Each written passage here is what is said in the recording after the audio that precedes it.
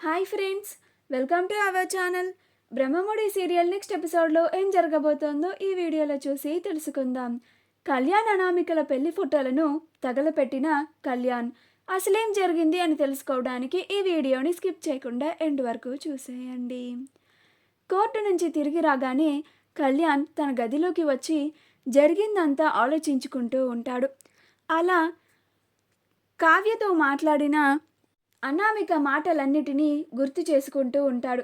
అప్పుడు అనామిక, నేను కావాలనే కళ్యాణ్ని సాలిపురుగు ఇరుక్కున్నట్లుగా ఈ కేసులో ఇరికించాను. కళ్యాణ్ తప్పించుకోని విధంగా ఈ కేసులో ఇరికించాను. ఇక మీదట ఆ అప్పుతో మాట్లాడాలంటేనే భయపడతాడు. అలాగే వచ్చి నా కాళ్ళు పట్టుకునేలాగా చేశాను. తనకి ఇంకా మరో దారి లేకుండా చేశాను అని పొగరుగా అనామిక మాటలన్నిటినీ మళ్ళీ కళ్యాణ్ గుర్తు చేసుకొని బాధపడుతూ ఉంటాడు. ఇలాంటి ఆడదాన్న నేను ప్రేమించింది, ఇలాంటి అమ్మాయినా నేను ఏరుకోరి పెళ్లి చేసుకుంది, ఇలాంటి అమ్మాయి కోసమా ఇంట్లో వాళ్ళందరినీ ఒప్పించి పెళ్లి చేసుకొని ఆ తరువాత నేను బాధపడుతూ ఇంట్లో వాళ్ళందరినీ కూడా బాధ పెట్టాను. ఇప్పుడు ఆ పీడ విరగడైపోయింది. ఇక నుంచి నేను ప్రశాంతంగా ఉండొచ్చు అని అనుకుంటూ ఉంటాడు. ఇక మీదట ఆ అనామికకి సంబంధించిన గుర్తులు, ఎలాంటి జ్ఞాపకాలు కూడా నా దగ్గర ఉండడానికి వీల్లేదు అని వెంటనే తన వార్డ్రోబ్ని ఓపెన్ చేసి ఆల్బమ్ కోసం వెతుకుతూ ఉంటాడు. అలా కళ్యాణ్కి ఆ ఆల్బమ్ కనపడదు. కాసేపు వరకు వెతుకుతూ ఉంటాడు. అలా కొంచెం సేపు ఆగిన తర్వాత కళ్యాణ్కి ఆల్బమ్ కనిపిస్తుంది. ఆ ఆల్బమ్ని తీసి ఫొటోస్ అన్నిటినీ చూస్తూ జరిగిందంతా గుర్తు చేసుకుంటూ ఉంటాడు. అందులో అనామికతో దిగిన ఫోటోలను చూసి కళ్యాణ్కి చాలా కోపం వస్తూ ఉంటుంది. అనామిక చేసిన పనులన్నీ గుర్తుకు వస్తూ ఉంటాయి. ఇంకా ఆ ఆల్బమ్ తన దగ్గర ఉండకూడదని నిర్ణయించుకొని ఆ ఆల్బమ్ని తీసుకొని కోపంగా బయటికి వస్తాడు. ఇప్పుడే ఈ క్షణమే ఈ ఆల్బమ్ని తగలపెట్టేస్తాను.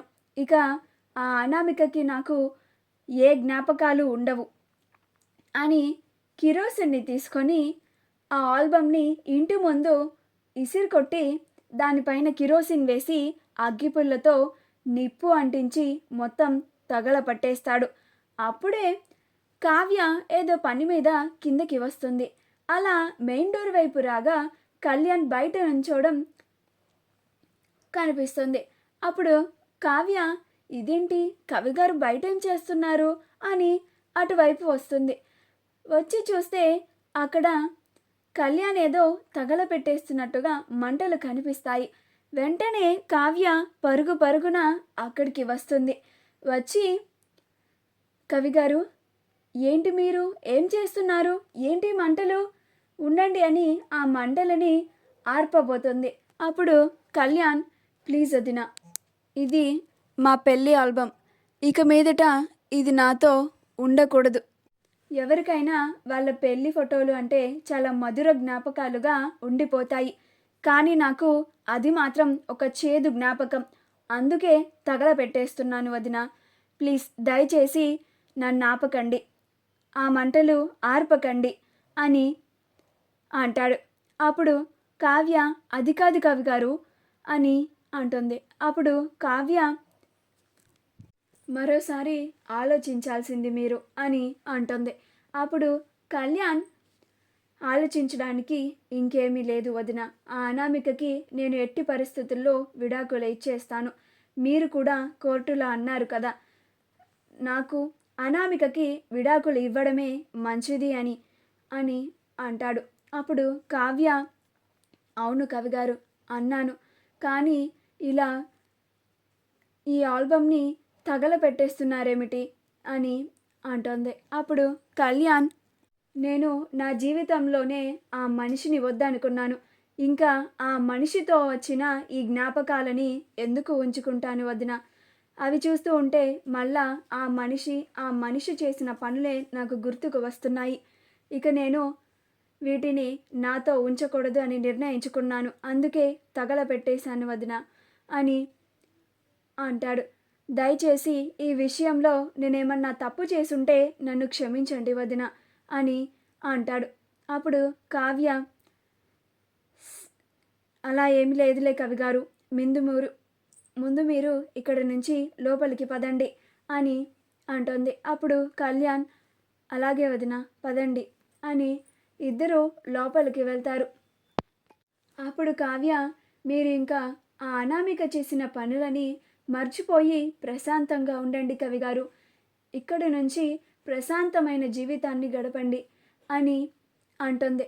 అప్పుడు కళ్యాణ్, అవును వదిన, ఇన్నాళ్లకు నాకు ఆ రాక్షసి నుండి విముక్తి కలిగింది, ఇక నుంచి నేను ప్రశాంతంగా ఉంటాను అని అక్కడి నుంచి వెళ్ళిపోతాడు. కావ్య కూడా తన గదికి వెళ్ళిపోతుంది. రాజ్ కావ్య కోసం ఎదురు చూస్తూ ఉంటాడు. కోర్టులో కావ్య చేసిన పనికి కోర్టు కేసు గెలిచారు అని ఎలాగైనా సరే కావ్యకి థ్యాంక్స్ చెప్పి తన మనసులోని మాటను కూడా చెప్పాలని ప్రయత్నిస్తూ ఉంటాడు. అప్పుడే కావ్య వాళ్ళ గదిలోకి వస్తుంది. రాజ్ కావ్యని చూసి అలానే ప్రేమగా చూస్తూ ఉండిపోతాడు. అప్పుడు కావ్య, ఏంటండి కొత్తగా చూస్తున్నారేంటి, ఏంటి సంగతి అని అంటుంది. అప్పుడు రాజ్, అబ్బే అదేం లేదు కళావతి అని అంటాడు. అప్పుడు కావ్య, లేదులే చెప్పండి అని అంటుంది. అప్పుడు రాజ్, ఇవాళ నువ్వు కోర్టులో చేసిన పనికి నాకు చాలా ఆనందంగా ఉంది కళావతి. నువ్వు కళ్యాణ్ పైన పడిన నిందలనే కాకుండా దుగ్గిరాల కుటుంబ పరువును కూడా నిలబెట్టావు. అలాగే నీ చెల్లి పైన పడ్డ మచ్చని కూడా చెరిపేశావు.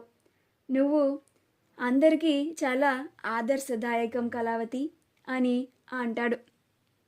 థ్యాంక్స్ అని అంటాడు. అప్పుడు కావ్య, ఏంటండి ఏమన్నారు అని అంటుంది. అప్పుడు రాజ్, థ్యాంక్స్ అని మళ్ళీ అంటాడు. అప్పుడు కావ్య, ఏంటండి నాకు మళ్ళీ చెప్పండి, వినిపించడం లేదు అని అంటుంది. అప్పుడు రాజ్, థ్యాంక్స్ చెప్తున్నాను కళావతి అని అంటాడు.